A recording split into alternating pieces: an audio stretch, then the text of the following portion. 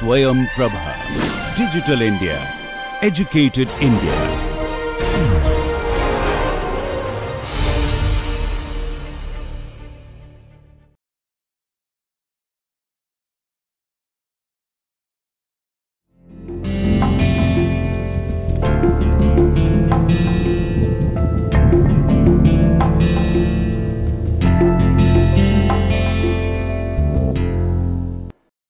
Hello, and we welcome back to our study of international relations. So far we've been looking at what the international is. That's what we did in the first lecture, and we punctured holes into imagining our international to be something on the outside, and I invited you to look at our everyday worlds, everyday lives as part of the international. In the second lecture I took you through the various ways of looking at IR, where we've looked at its history from 1919 to 2019. So it's quite a coincidence that when we are looking at IR today, it's been a century of understanding IR, and in these 100 years, a lot has changed in both the object of study as well as the method of studying that, as well as the person who's studying it.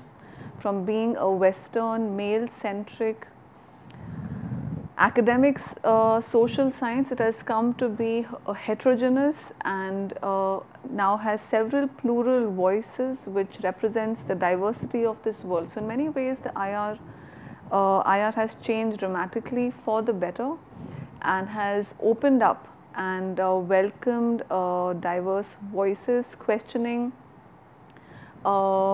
asking questions and suggestions, and pushing for a more representative discipline. Now in today's class we're going to look at a core theory of IR, and that is liberalism. And in the second lecture I ended by mentioning a scholar by the name of Francis Fukuyama, and we're going to start today's class by looking at him, and we'll look at this long journey that liberalism has made and the tremendous changes that this theory, this philosophy has made starting from Europe. But first Fukuyama.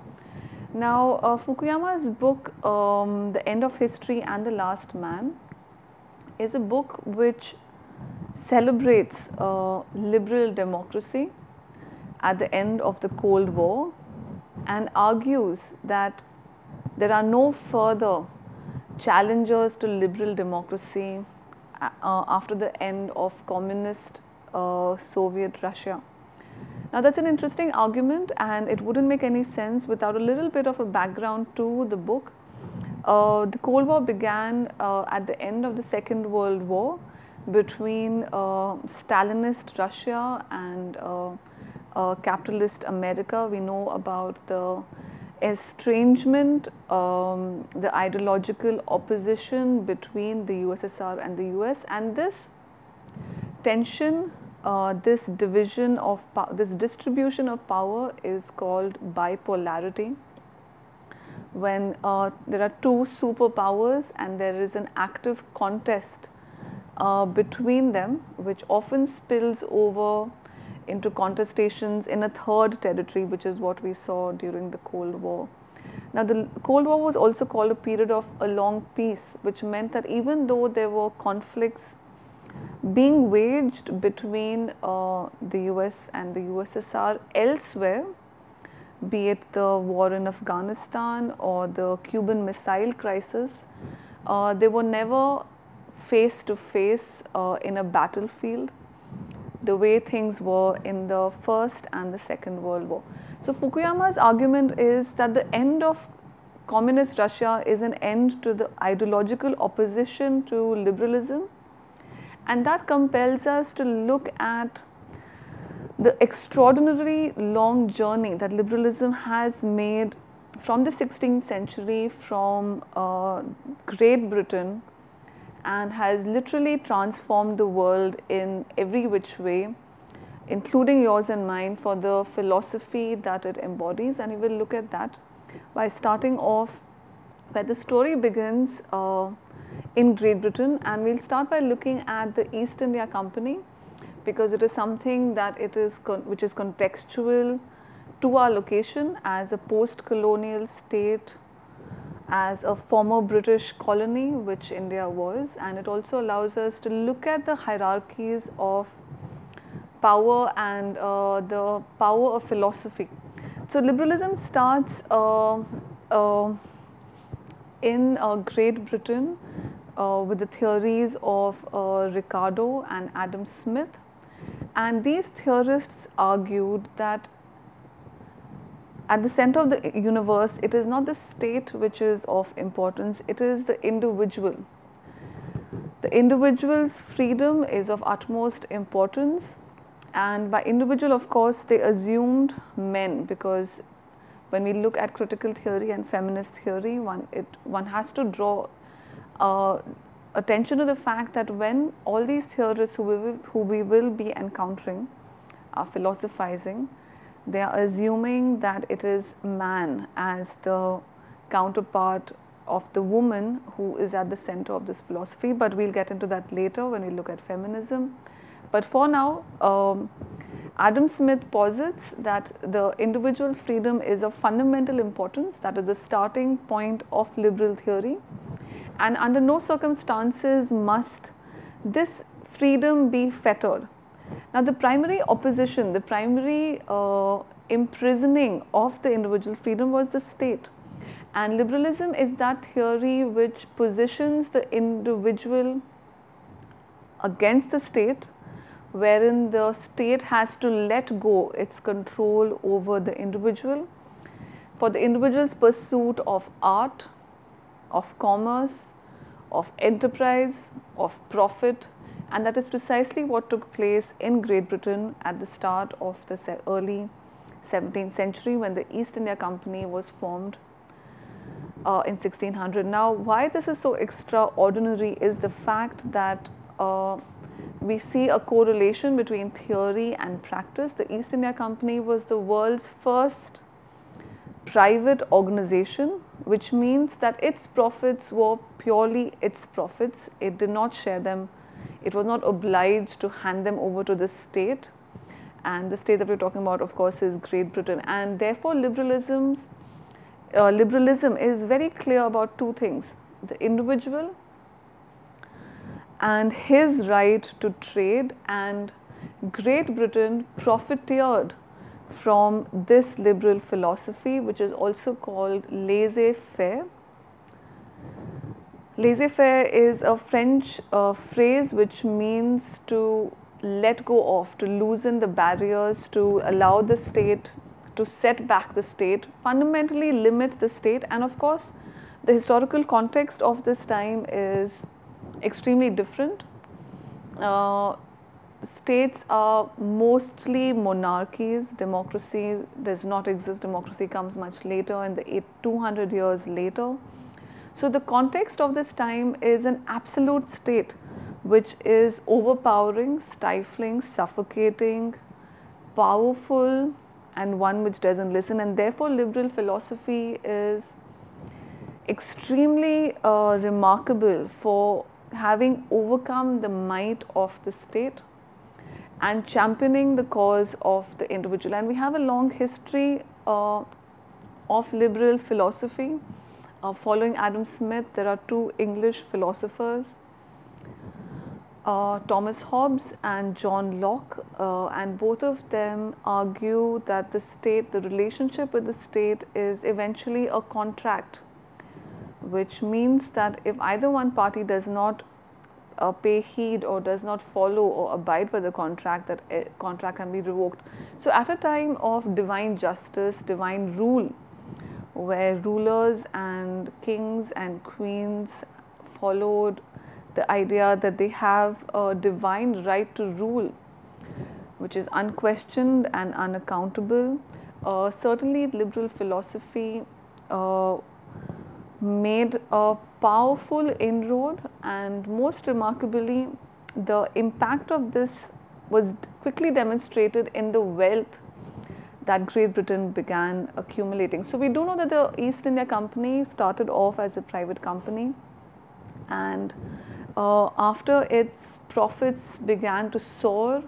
It was acquired by the state, and which then took over the East India Company. We know that at the start of the paramountcy in India after the First War of Independence in 1857, but that is a historical story which we do not have the time for at the moment.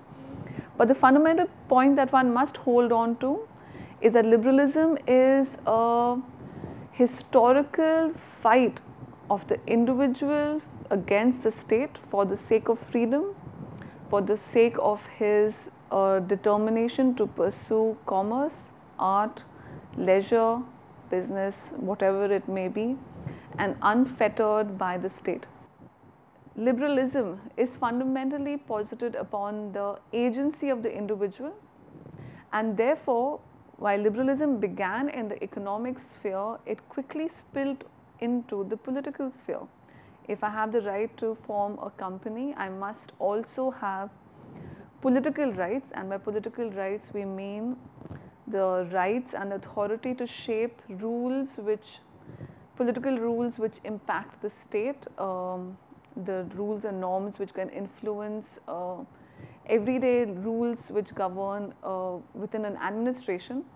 And therefore, in the same state is where we see the earliest genesis of property linked democracy is in 18th century Great Britain, and it is here when John Stuart Mill argues for the right to vote as a form of exercising control and participating in the state.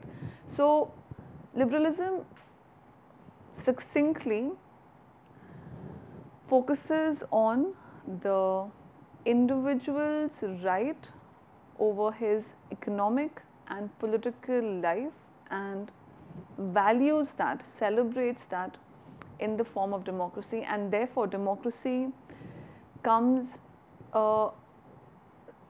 very organically to liberal philosophy, because democracy is that correlated theory within liberalism where individuals have the right to exercise power over the state, determine their future, determine the nature of their state, and therefore liberal democracy is a form of democracy where the state is shaped in every way by the principle that the individual is of foremost importance. Now, we've reached the 18th century, and the 18th century is of great importance because it is here that property linked democracy emerges in Great Britain. The parliament is becoming more representative. Of course, we know of the Magna Carta in the 12th century, but from that point onwards, the parliament, the House of Lords and the House of Commons is beginning to be a more reflective body. And liberalism in every way is seen as a just way, as an egalitarian way. Of course, women were still not given the right to vote, but that's a different chapter, but it was seen as an egalitarian way between men, power shared between men in an egalitarian way. We also know that around this time there are two great revolutions, the American Revolution in 1776, the French Revolution in 1789, and the American Revolution most certainly is bound by, fired by the idealism of this liberal philosophy, and which is precisely why, unlike the UK, which has an evolved constitution, as some would say an unwritten constitution, although parts of it are in a text and have been documented, but America very clearly celebrates that limitation of the state, and therefore the American Revolution of 1776 is again a celebration of individualism. So what one sees in this story so far is the idea that the individual is of key importance against the state and negotiates with the state, and the state has to let go, again the term laissez-faire, and not control the individual's speech, liberty, movement, and of course this is underpinned by trade and commerce. So what one sees is by the early 19th century, certain states have embraced liberal democracy.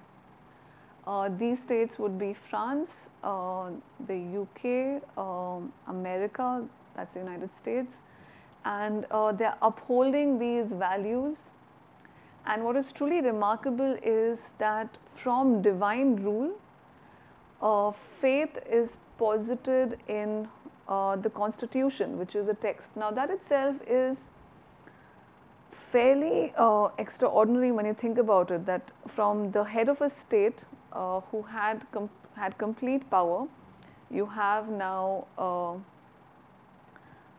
the faith lies in a text, in paper, and that is the constitution. And even and independent India similarly has placed its faith, its normative faith in the future of the state in a text, that is the constitution. Now that itself is fairly remarkable, but that shouldn't deter us from looking to the 19th century as a period where states are divided between democracies and monarchies. And it is here that things get extremely interesting because there is a certain clash of ideologies. And in order to link it later with Fukuyama, that there is an emerging clash between liberalism and other forms of government. Now let's just quickly fast forward to the First World War. And in the First World War, it is Germany, which is a monarchy. The king is Kaiser William II, who has absolute power. He is the head of the state as a monarch. And the First World War is largely seen as a cause of his sheer belligerence. And as a consequence, when the First World War breaks out, with the invasion of when Germany starts invading neutral states in Europe, is when the First World War breaks out. And by the end of the war, Germany is defeated. But there is this underlying idea that it was a monarchical absolute state which began the war. Now this idea is crucial to understanding liberalism. And this idea is crucial to understanding liberalism because it highlights the tension between liberalism and other ideologies. Liberalism is positioned on the freedom of the individual. Monarchism is certainly not, nor is dictatorship, and certainly not is communism. And liberalism has seen itself at war with these ideologies for the sake of the individual, for the sake of that autonomous imagined individual. And what is interesting is that the end of the First World War sees the first triumph of liberalism. And how is that? That is with Woodrow Wilson as an upholder of liberal values who celebrates the right of people to determine their future, the right of self-determination as that is called. And in 1919, when the fate of Europe is being decided, more specifically Germany is being decided, it is Woodrow Wilson who is the architect of that liberal institution called the League of Nations. Now there are three things about Woodrow Wilson that we must keep in mind before looking at what happens later. The first is that in 1919 there is a clear understanding that liberal states are good. Liberal states do not go to war, that is liberal democracies do not go to war. Liberal democracies are peace-loving states and would think twice before being belligerent, before being aggressive.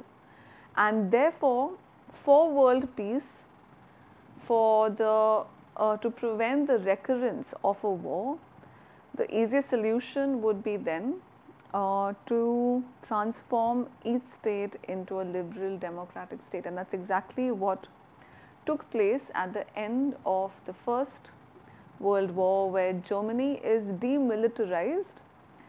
Her king is sent off to exile to the Netherlands, but most importantly, Germany is declared to be a democratic state. Now, this kind of an idea is what liberalism is underpinned by. Liberalism celebrates the individual as well as, that is in political theory, but in international relations theory, liberalism is fueled by this hope, this optimism, this belief that liberal states do not go to war. This is called the democratic peace theory, positioned by a scholar called Michael Doyle. You could look him up. But most liberal scholars, most liberal philosophers have championed this idea in multiple ways. Now, how does one analyze this? One analyzes this by classifying this as an endogamous theory. Now, again, in the second lecture, we looked at this concept of endogamous, exogamous, and we can see it in practice now when we look at liberalism. And this idea is that the nature of the state determines its behavior towards other states, which means that if a state is a dictatorship, for example Mugabe's, or for instance Pinochet in Chile, that state would be aggressive and incite war, would provoke aggression, and would begin a battle, would begin war, would wage a war. On the other hand is the idea that democratic liberal states do not wage war, and for this historians have dug up data to look at instances of the very few instances, negligible instances of two democratic states going to war.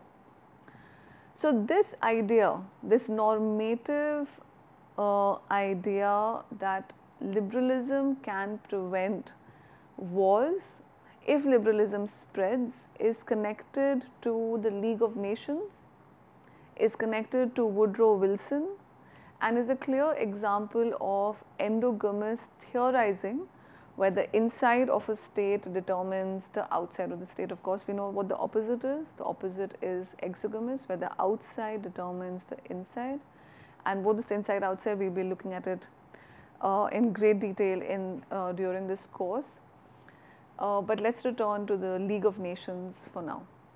The League of Nations is the first example of liberal institutionalism. Now, that's a crucial phrase in liberalism, and that is liberalism not championed by a state, but liberalism, an institution embedded in liberalism, by which one means that if we imagine an institution to be a building with a certain set of norms, actions and responsibilities and a certain structure, that underpinning theory, it is embedded, and of course the word embedded means something which is rooted, the foundations, the very foundations of that construction, that building rather, are steeped in liberalism, which means that its objectives, its outlook, its goals, its aims correlate with liberalism, and that is the furthering of the philosophy of laissez-faire, which is of states withdrawing their control over trade and individuals. So, if this is slightly complicated, let's just look at it in a little simpler fashion, which is that liberalism so far was at the individual and at the state level.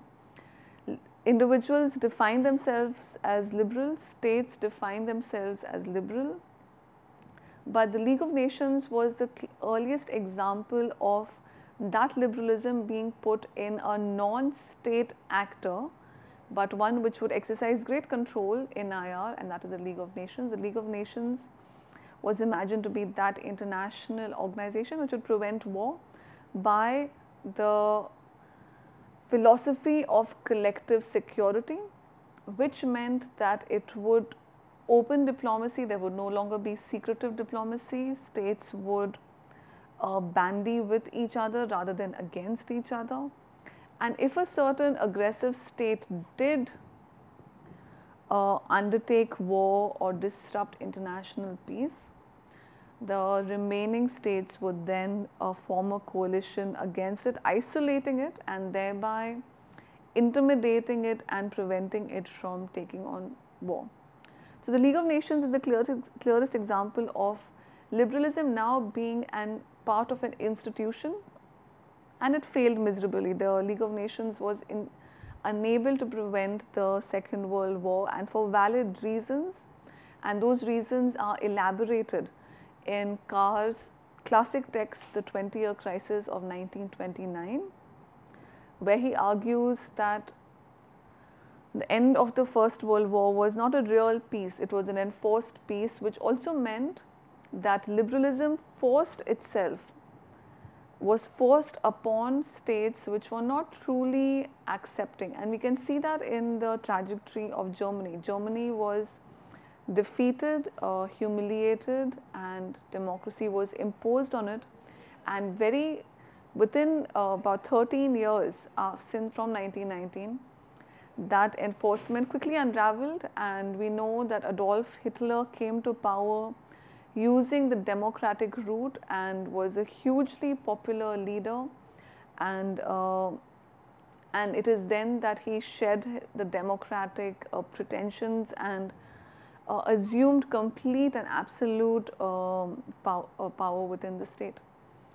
So, what we can see is that liberalism is marching along steadily, and it is certainly becoming a part of an international structure via an institution, and we see this in a full-throttled way at the end of the Second World War. Now, both the world wars see America's participation much after the war has begun. America participates in the First World War in 1917, a year before the war ends, and in many ways historians argue that America's role was pivotal to the Allied powers winning, and similarly it is in 1941 that America joins the Allied powers against the Axis powers, and the end of the Second World War marks the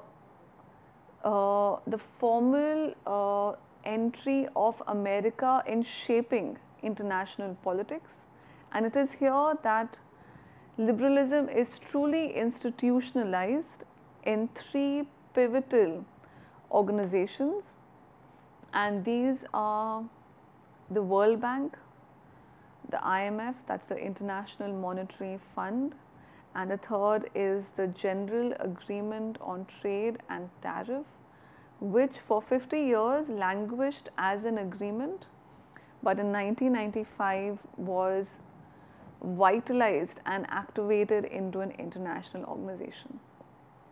Now, these three organizations are fascinating for institutionalizing liberalism by a victorious state, and that is America. Just as a reminder, America was not part of the League of Nations because even though Woodrow Wilson conceptualized it, the Congress, the American Congress, refused to accede to the League of Nations. But things are different in 1944, and these negotiations for the post-war future take place much before the war is over, and that is in 1944. So, the war ends in 1945, but in 1944, much before the ending of the war, at Bretton Woods, which is in America, negotiations for the future are already being planned, ideas are being sowed, and these ideas are completely liberal and institutionalized in every which way. Now, what are these institutions and why are they important? They are important because each one of them is an international economic institution of huge importance, especially for recovering economies. So, the war was damaging and impacted the economies of several countries. So these three organizations were set up as organizations to aid, especially the World Bank and the IMF, was seen as ways of aiding economies and helping them to on the path of development and building a stable economy. Also, there was the underpinning idea that states which have weak economies are more inclined to go to war than states which aren't. And of course, the historical experience or the historical example that was being drawn upon was the state of Germany, which where its economy had collapsed. The value of the mark was very low, and of course there are those famous images of people sweeping the streets with currency notes off the mark because they were valueless. So the underpinning ideas of the Bretton Woods are three. So the formation and of these three institutions called the Bretton Woods institutions are important because they indicate the willingness of America to take on a global role and be a more active player in international politics, but from an economic point of view. Now, we must remember that liberalism and capitalism have had a long intertwined history. Each one feeds into the other, and in many ways, America's construction of these three organizations is rooted and linked to its own capitalistic ideals and objectives. What is important to note about these three institutions are that all three of them embody what is called neoliberalism, by which we mean that liberalism is no longer centered on the state but is now institutionalized. To give a small example of that, the International Monetary Fund and the World Bank, which is a convenient phrase for IBRD, which stands for the International Bank for Recovery and Development of Collapsing Economies, came with a set of conditions. Membership to these organizations came with a set of liberal conditions, which were that if a state was to take a loan from either the World Bank or the IMF, this would imply that the state accepts the structural changes in its economy. In short, that if a state was to take money from either of these institutions, it would relax its control over the economy.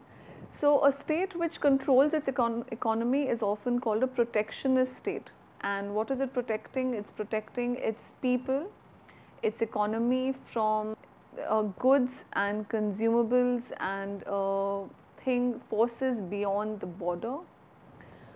So protectionism is often the opposite of laissez-faire, and laissez-faire is where the state is relaxed and lets go of those controlling mechanisms whereby trade is controlled, and therefore the Bretton Woods institutions champions two elements of liberalism. The first is free trade and the second is democracy. Free trade is of course part of the liberal theory which we mentioned at the start of the class with Adam Smith. And free trade means trade which is freed from the interventions of the state. So when the state doesn't control what is imported, what is exported, the rate of tariff, and tariff is that tax applied on incoming goods, is when trade is truly free. So free trade means freeing trade from the control of the state. And when free trade and democracy are upheld as the new principles of this neoliberal economic order, one can also see how that is close to the liberal agenda. So, an agenda is something which one sets out to achieve with a clear objective. These institutions certainly had and have a liberal agenda, which is that they hope to link together the world in an international enmeshed web of trade and democracy, and in many ways they are following the precepts of Immanuel Kant and arguing that trade, when nations trade, the chances or possibility of war are lower. So, in many ways, the calculations that liberal theorists at this time, primarily Robert Keohane and Joseph Nye, who published a book in 1970 called Power and Interdependence, argued that trade and democracy are the two medicines which can cure the disease of war. And Keohane and Nye's book then becomes a key text of what we called neoliberalism. Right, so what we've seen so far is that liberalism has flowered as a individualistic philosophy in the 16th century, where it is seen as championing the rights of the individual against the absolute authority of the state. By the 18th century, liberalism has a clear corollary, political corollary with democracy, and liberal democracy then becomes the underpinning of prosperity. America and Great Britain, the Great Britain and America demonstrate as to how a nation can prosper by commerce, trade and enterprise, and it is not it is a link that has not gone unnoticed between the prosperity of these states and the economic structures that they have upheld. So, it is extremely natural for these states then to champion the spread of that magical medicine which has cured them of poverty and underdevelopment and has allowed them to prosper.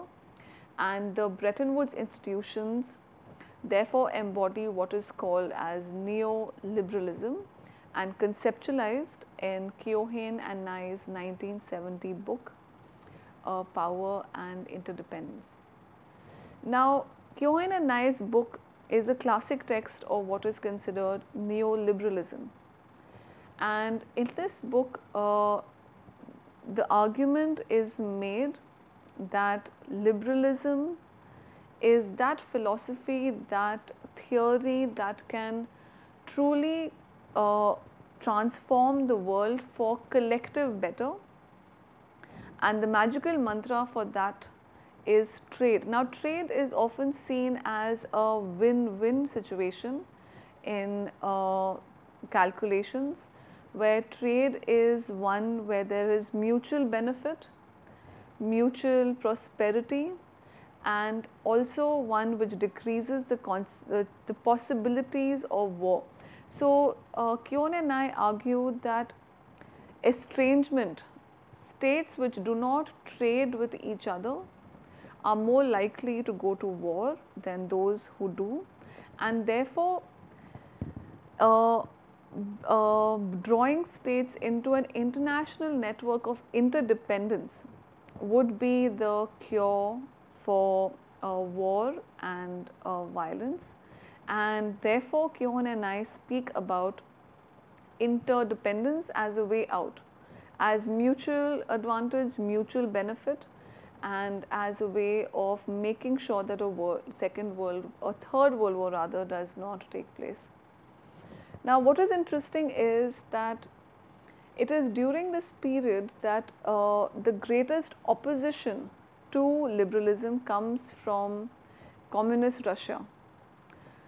In 2019, the millennials and young students are often inclined to overlook the scale of power and authority and legitimacy that the USSR once enjoyed from 1945 to 1991 during the Cold War, the USSR posed an ideological opposition to the USA, as well as attracting allies from Cuba to India to other socialist inclined states.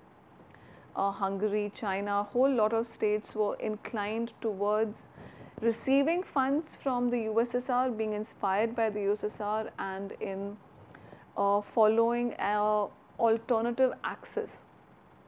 So even while Kyohin and Nye are writing this, they're fully aware that there is an opposition to liberalism, and that is embodied by the USSR. The USSR institutionally did not join naturally any of the Bretton Woods institutions.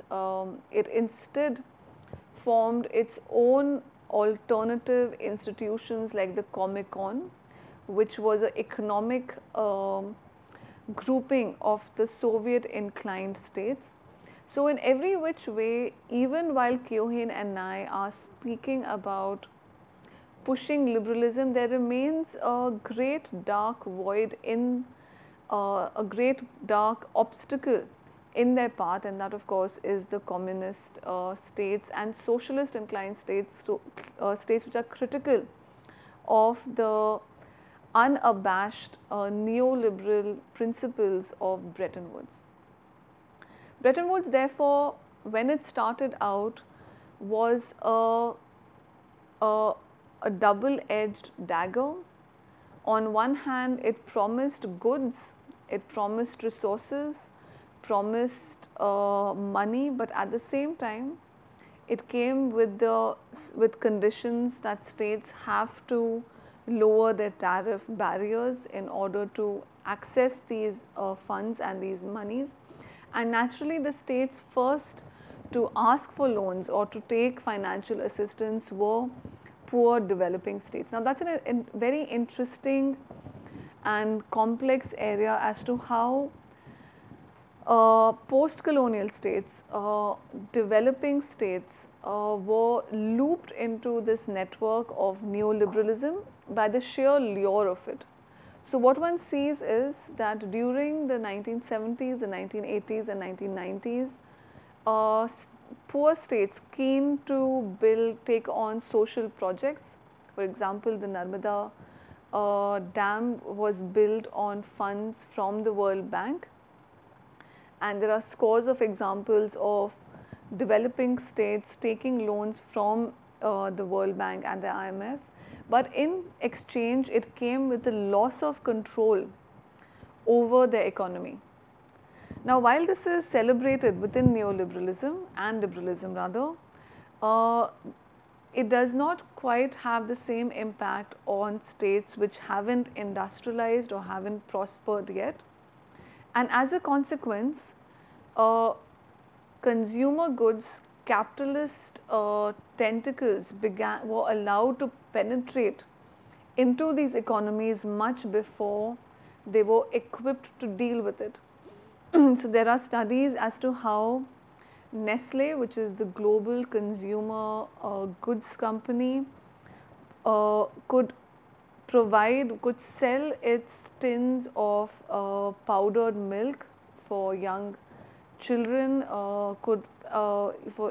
Nestle and other companies began making inroads into these economies precisely because they were facilitated by the Bretton Woods institutions.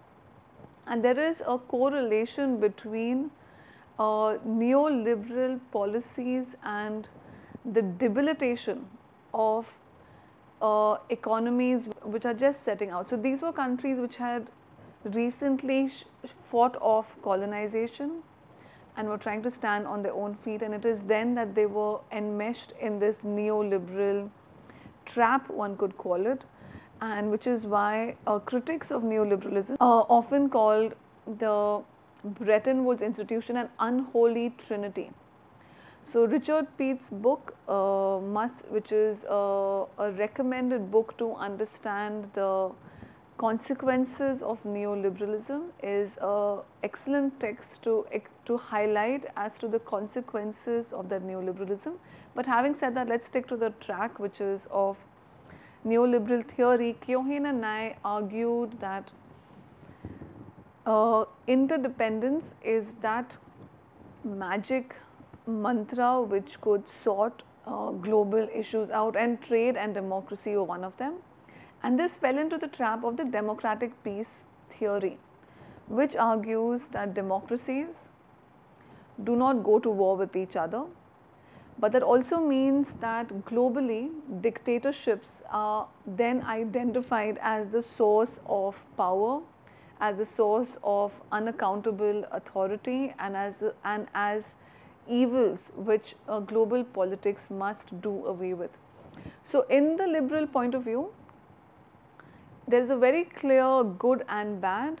Democracies are good, dictatorships are bad, also because there is the liberal principle of upholding the individual's rights, the value of life, the quality of life are deeply imbricated within liberal philosophy. So, as the decades progressed, it became increasingly clear that liberalism and neoliberalism, the tentacles, the roots of these theories are truly becoming extremely deep, and that also brings us to the subsequent topic of globalization, which of course is a separate lecture possibly at the end of this course. But when we talk about boundaries becoming fuzzy, boundaries becoming meaningless, and there being a greater interchange of people, goods and trade across boundaries, it is important to remember that this has been manufactured by the Bretton Woods institutions with a clear agenda of capitalism, which also means that globalization as we know it today has occurred in spurts and has developed across time, but in the last since 1945 there has been a certain ideology and acceleration to it granted by the Bretton Woods institutions, which points to the ideological nature of globalization itself. The globalization which we see today facilitates some but not everybody, favors some but not everybody, and it is these hierarchies which are presented, which come to the forefront very clearly when one sees the neoliberal agenda of these three extremely powerful institutions as an indicator of its power and authority and influence. At the end of the Cold War, the USSR collapsed and there emerged Russia and 15 new republics, and Russia joined the WTO, which was formed in 1995, and subsequently so did China in 2001, thereby completing the universalization of neoliberalism. So, in short, of the 200 and odd states, about 190 are a part of WTO, the IMF and the World Bank, making them part of a global neoliberal economy which favors some and favors others, and we will be seeing that again when we look at the negotiations over the World Trade Organization, when we look at international organizations. But for the moment, what is important to remember is that when the USSR collapses, there is a reason that Fukuyama celebrates it, and the reason is that for the first time there is no opposition to liberalism. For the first time there is no ideological, territorial, theoretical opposition to liberalism, and the fact that both former communist states, Russia and a communist state but capitalistic within China, are part of these institutions, points to the fact that truly the world is indeed is enmeshed in a neoliberal institutionalized world where the global economy itself is marked by a neoliberal structure. So just to recapitulate this long journey that we have made, we have looked at as to how liberalism started off by looking at the individual. It then transformed the state itself, because the state then limited its authority, and civil rights, civil liberties, constitutional rights are embodiments of liberal rights. The article from our fundamental rights under the Constitution of India are liberal rights which empower the individual against the state. That is within the state, but at the state's level, liberalism within IR transformed into a theory which believed, and again it's an endogamous theory, that the insides of a state can determine the outside of the state. Immanuel Kant argued that there can be a Pacific zone whereby states who are democratic will form a zone of peace, and that is precisely what we see taking place, that democratic states have allied themselves and formed a zone of peace, and violence lies beyond that. But of course that has changed dramatically with the formation of the World Trade Organization in 1995, and as an organization then, this gigantic organization, then undertaking the minute, tedious task of facilitating trade across the boundaries of over 190 states. So in many ways, liberalism has triumphed. Fukuyama is indeed accurate in saying that there is no opposition to liberalism, and it also points to the growing concerns of liberalism, and that is the individual. So human rights violations, genocide, the impunity of the state against the individual, there is certainly a liberal order emerging in international relations. We can see that clearly with the formation of the International Criminal Tribunal formed in 1998.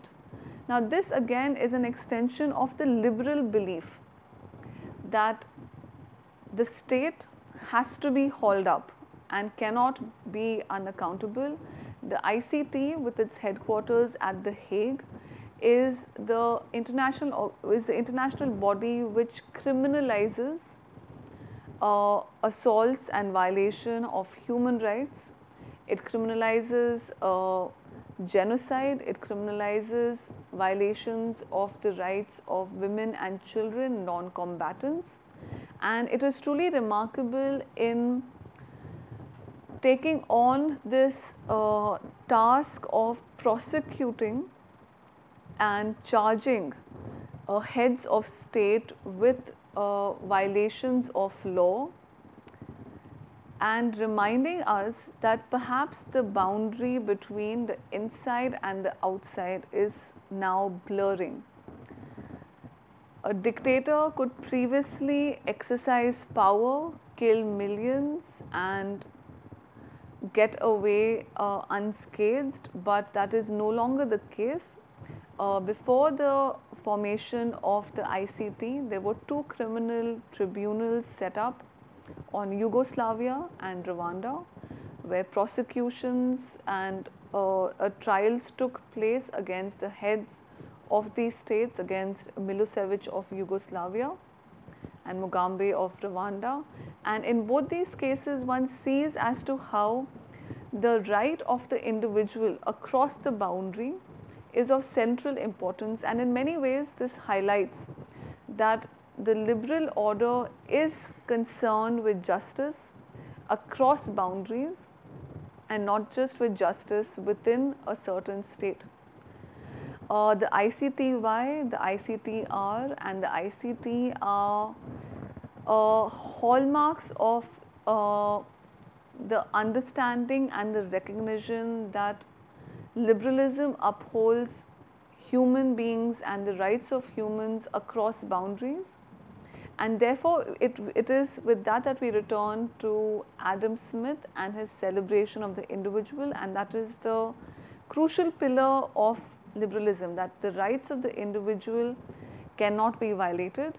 And we see that with the robbing of the impunity of dictators and the fact that there is now a global pressure on dictators and what they can get away with and what they cannot. And if one looks at the wide array of international organizations which follow this commitment to human rights, we see that there is the United Nations, the body of United Nations on human rights, on the rights of women, of children, of the disabled, a wide variety of rights which again uphold the individual against the state. So to summarize, liberalism has come a long way from in the last 500 years, from being a theory of the individual to being embodied in international institutions. Today, international economic institutions, from the World Trade Organization to International Criminal Tribunal, embody that concern for the individual. And again, it tells us that eventually international relations is about people across borders, people within borders, and the meaningless of borders within this concern of the right of the human is far greater than the authority of the state. So we end this class here at this point. I've given you a wide range, a wide survey of what liberalism has been and what it is today, and in the subsequent class we will be looking at another theory of IR. Thank you.